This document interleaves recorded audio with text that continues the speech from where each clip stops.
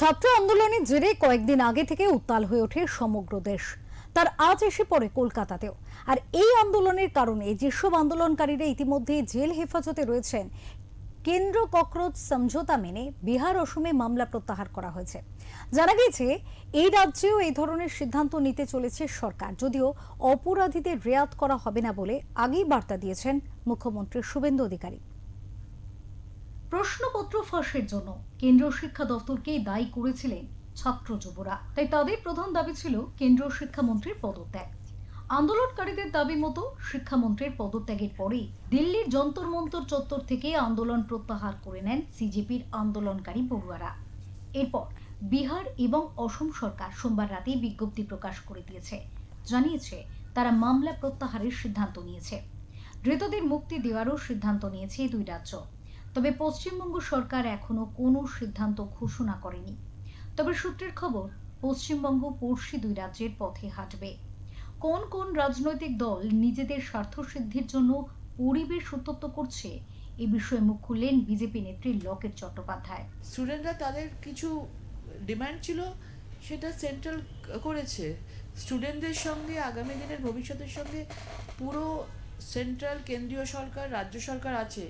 কোনো পার্টি তাদেরকে সেই পোডিয়ামটাকে, সেই প্ল্যাটফর্মটাকে ইউজ করে আগে চলে যাবে, সেটা তো হয় না। না, সুতরাং সিপিএমের সঙ্গে কোনো সম্পর্ক নেই। তারা ঘোলা জলে মাছ ধরবার চেষ্টা করছে, সেটা ব্যর্থ হবে তাদের।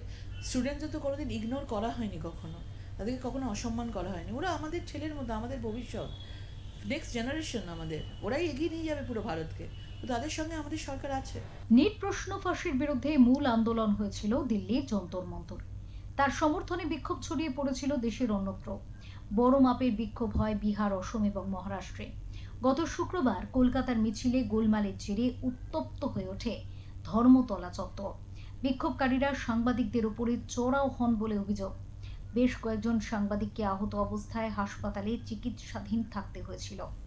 যদিও সার্বিক বিষয় দেখতে গেলে আন্দোলনকারীদের দাবি, তাদের বিরুদ্ধে করা সব মামলা প্রত্যাহার করতে হবে। কেন্দ্র সেই শর্ত মানছে না বলে সোমবার অভিযোগ করেন ককরোচ জনতা পার্টির নেতা সৌরভ দাস। নতুন করে আন্দোলনে নামার হুঁশিয়ারিও দেন তিনি। এরপরই রাতে ফের আন্দোলনকারীদের সঙ্গে কথা হয় কেন্দ্রের। তারপরে বিহার ও অসমে প্রত্যাহার করা হয় আন্দোলনকারীদের বিরুদ্ধে করা সব মামলা। তবে পশ্চিমবঙ্গ সরকারের পক্ষ থেকে এখনো কিছু জানানো হয়নি। মুখ্যমন্ত্রী শুভেন্দু অধিকারী আগেই জানিয়েছেন, ধর্মতলার মিছিলে ইচ্ছাকৃতভাবে অশান্তি পাকানো হয়েছে। পুলিশ অন্তত ৭০ জনকে চিহ্নিত করেছে, যারা ছাত্র বা সিজেপির সদস্য নন। নিজ আন্দোলনের সঙ্গেও তাদের কোনো সম্পর্ক নেই। সরাসরি ধর্মতলার প্রসঙ্গ উল্লেখ না করলেও সোমবার জলপাইগুড়ি থেকে মুখ্যমন্ত্রী বলেছেন, দেশ বিরোধী টুকরে টুকরে গ্যাং সেকু আর মাকুরা জেগে উঠেছে। গ্রেফতার হওয়া ১৬ জনকে মঙ্গলবার ব্যাংশাল আদালতে তোলা হলে তাদের জামিনের আবেদনের বিরোধিতা করে সরকার। ধৃতদের আইনজীবী অন্য রাজ্যের উদাহরণ টেনে মামলা প্রত্যাহারের কথা বললেও সরকারের তরফে এই বিষয়ে কিছু বলা হয়নি। শেষ পর্যন্ত সকলকে বৃহস্পতিবার পর্যন্ত জেল হেফাজতে রাখার নির্দেশ দেন বিচারক। সেদিনই মামলার পরবর্তী শুনানি। ব্যুরো রিপোর্ট, ওঙ্কার বাংলা।